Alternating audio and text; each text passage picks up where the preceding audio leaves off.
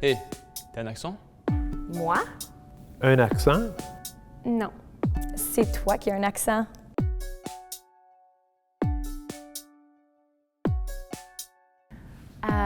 Oui, on m'a déjà dit que j'avais un accent. C'est drôle parce que quand tu parles anglais, le français, des fois, on va te dire que tu as un accent francophone quand tu parles anglais. Des fois, on va te dire que tu as un accent anglophone quand tu parles français. Constamment, constamment. Depuis mes 16 ans, on me dit tout le temps « Oui, t'as un accent, tu viens d'où toi? T'as un accent, tu parles c'est différent?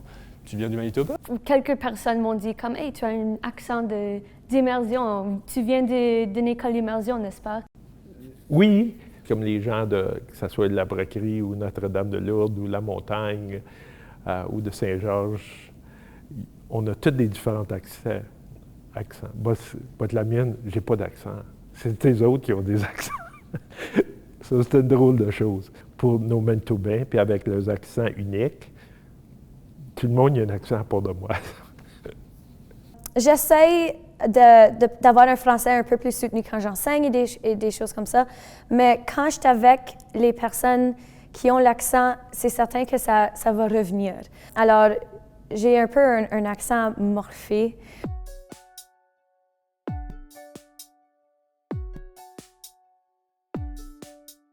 Des jugements, oui. Surtout en université, la majorité d'entre eux sont francophones, soit d'ici, soit de notre pays. Alors, d'avoir cet accent d'immersion, c'est comme, OK, leur niveau de compétence, c'est comme vraiment bas. Et puis, il faut comme faire un peu bébé ou faire le changement en anglais ou quelque chose. Souvent, comme, c'est mon point que I'll speak to you in English. Raison d'être parce qu'il pensait que je ne pouvais pas parler le français ou il ne me comprenait pas. Un des deux.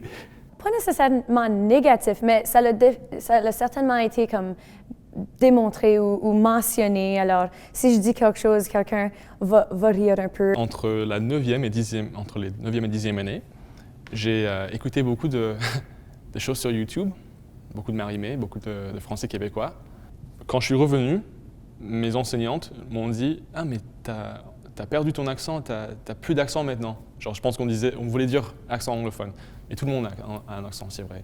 Mais depuis, ouais, les gens aussi ont fait ce commentaire, genre « Ah oui, t'as l'accent franco-manitobain. » Au début, on me disait « Ah, toi, you have such a fake French accent, blablabla. » On me disait ça, que mais c'est tellement bizarre la façon dont tu parles.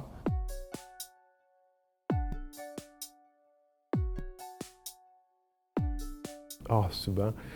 Puis j'ai vécu dans une situation, moi, qui était... le français était important, mais le français écrit, pour moi, ça me fitait pas dans la tête. Je me disais tout le temps, oh, la grosse gomme, parce qu'ils se pensent tellement fin comparé à comment je suis. Ils ont gradué du Collège Saint-Boniface, qui est l'Université de Saint-Boniface. Ils ont une maîtrise en français. Puis moi, j'ai mon grade 12. Puis j'ai passé avec mon français, j'avais 48 % jusqu'à temps qu'ils me donnent un autre 2 points pour me faire passer, pour me faire graduer.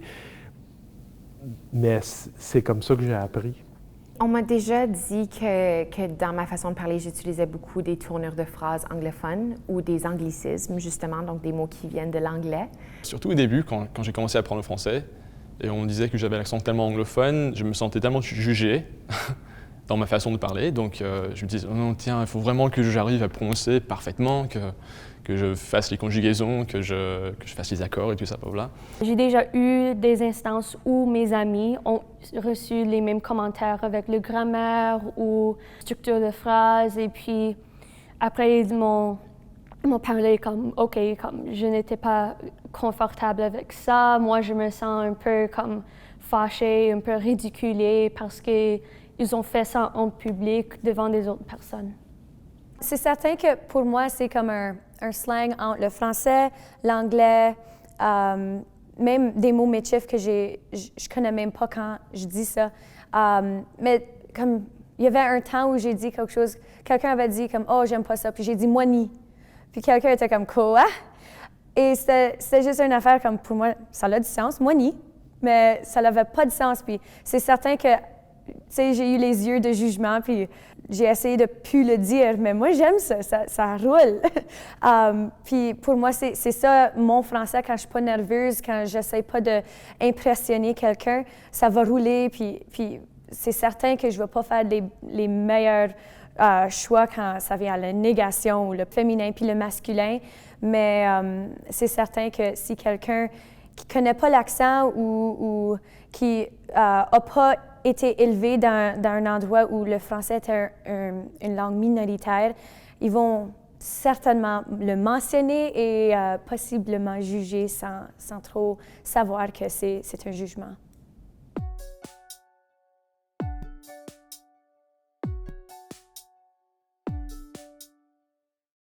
Je dirais une frustration, une honte, c'est sûr. Et aussi une tristesse. En grandissant, c'était normal. Pour moi, c'était juste, j'ai pas un bon français, puis c'est ça. Alors, je pensais vraiment pas que j'avais le droit d'être fière. Oui, j'avais honte.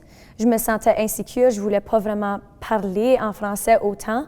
Le plus que je grandis dans ma langue et ma façon de parler, je pense que mes émotions vont continuellement changer et développer et devenir de plus honte à fierté. Embarrassée, surtout. Je rougis et puis comme je me sens chaud, comme OK, call out en public. Et puis après la conversation, je me sens soit fâchée, comme mais pourquoi ils ont fait ça? C'est vraiment frustrant. C'est tellement insensible des autres d'être capable de commencer à juger des gens pour comment qu'on est. Ben, quand on me fait ce genre de commentaires-là, je m'en fiche un peu parce que si tu es capable de faire un commentaire sur l'anglais que j'ai utilisé dans ma phrase, évidemment, tu as compris l'anglais que j'ai utilisé dans ma phrase. Donc, si tu m'as compris, c'est tout ce qui compte.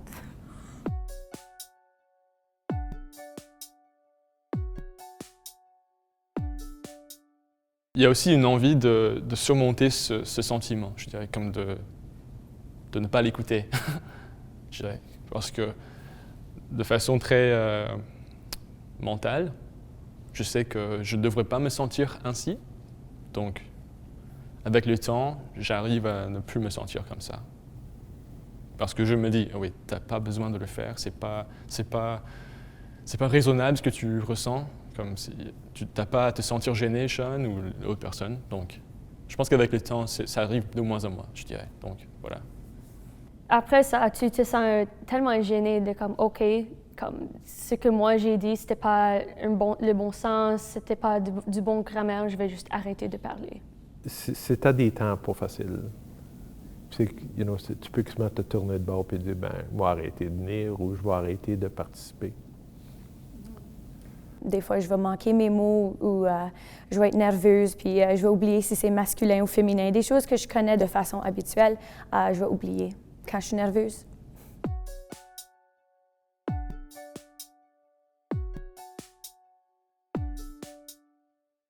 Oui, je me suis déjà fait demander si c'était difficile de travailler en français, justement.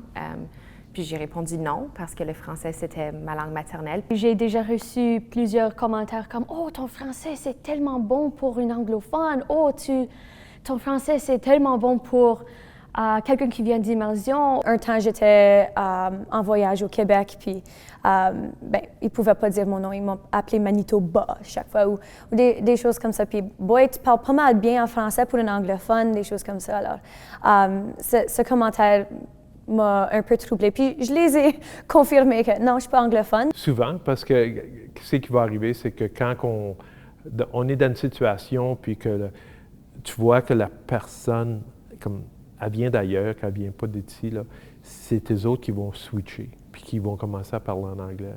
Parce qu'ils ne comprennent pas mon français comme que je le parle chez nous.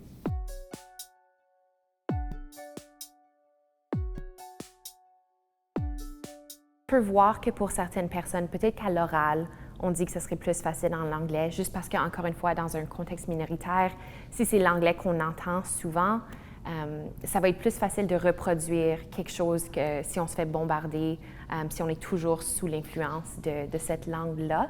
Mais pour moi, à l'écrit, c'est totalement le contraire. C'est beaucoup plus difficile en anglais. Non, dans le sens que le français, comme enseignante de français, moi, je sais déjà qu'il y a beaucoup d'exceptions. Parfois, il y a plus d'exceptions qu'il y a de règles à suivre. Mais je dis oui parce que il y a aussi, c'est la même chose en anglais avec toutes les exceptions et puis les différentes prononciations, même c'est comme les mêmes 4 lettres à la fin d'un mot. Il y a des différents types de prononciation et puis j'ai déjà entendu que l'anglais est une des langues dans le monde qui sont les plus difficiles à apprendre. Dans des situations, des fois, l'anglais, c'est plus facile. Mais encore, ça dépend comment basic tu es dans ta vie, right? Parce que si tu as le temps, puis si ça presse pas trop, là, c'est facile de le faire, de rester en français. C'est plus facile à cause que c'est plus populaire. Vivre en français, c'est là, mais c'est pas autant accessible. La question que je me fais demander le plus, c'est « Do you think in French? » Alors, ça dépend. Comme je passe une journée à l'école, oui, je vais penser en français pendant des heures après l'école, mais la minute que j'ai une amie avec qui je parle en anglais, ça va changer.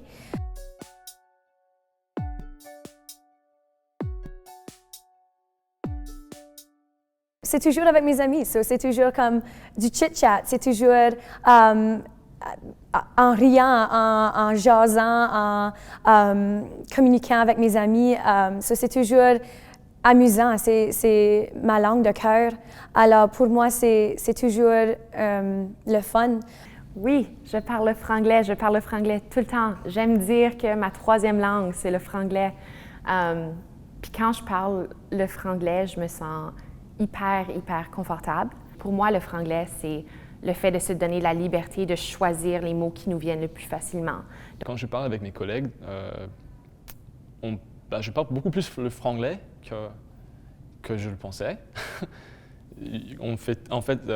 En linguistique, ça s'appelle de l'alternance codique. C'est quand on passe d'une langue à une autre. Souvent, quand moi, je ne peux pas trouver le mot spécifique que je voulais en français, alors je vais juste faire comme un petit twist. Ça aide dans les situations qui sont un peu comme « OK, je dois dire quelque chose, ça doit être vite » ou « je dois l'expliquer comme rapidement » ou je l'utilise comme dans une façon plutôt casuelle ou non formelle dans la vraie vie avec mes amis.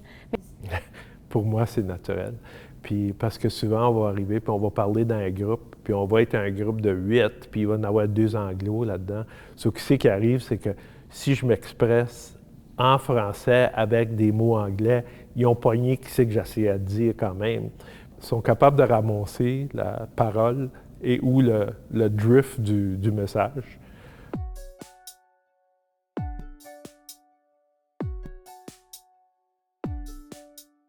Ben oui, je n'ai une, hein, c'est right on. So, c'est-tu français ou c'est anglais? Tu sais, au tout baisse des mots anglais, mais si on le dit en français, ça devient français. So, right on. Je sais pas. Comme enseignante, j'utilise c'est tellement cool ça, comme avec mes élèves, juste pour leur dire que ce qu'ils ont fait, c'est excellent et puis ça donne un peu de c'est plus informel et puis tu sais, les jeunes sont plus informels aussi, alors c'est mieux d'utiliser des expressions comme ça pour leur dire comme « Hey, parler en français et en anglais, faire le franglais, faire des choses comme ça, c'est pas mal, c'est cool. » J'aime beaucoup dire « je care pas » au lieu de dire que ça ne me dérange pas ou « qui care », qui vient de « who cares » évidemment. Je me retrouve souvent dire l'expression « quasi ». C'est juste, je trouve ça plus pratique de dire qu'est-ce qui arrivait si ceci se passait. Tu peux juste dire « quasi ». C'est plus court, c'est plus simple. J'aime beaucoup prendre des verbes en anglais et puis changer la tournure, juste la terminaison à la fin pour que ça soit des verbes en français. Par exemple, chiller, le verbe chill, puis là j'ajoute le ER à la fin. Hanging out, freaking out. N'importe quel verbe en anglais peut avoir une tournure en français si on veut. Moi, j'ai tendance à dire fromage, genre pour dire cheesy. Je sais que ça se dit vraiment pas en français, mais je dis quand même. Ah, c'est fromage ça. C'est cheesy.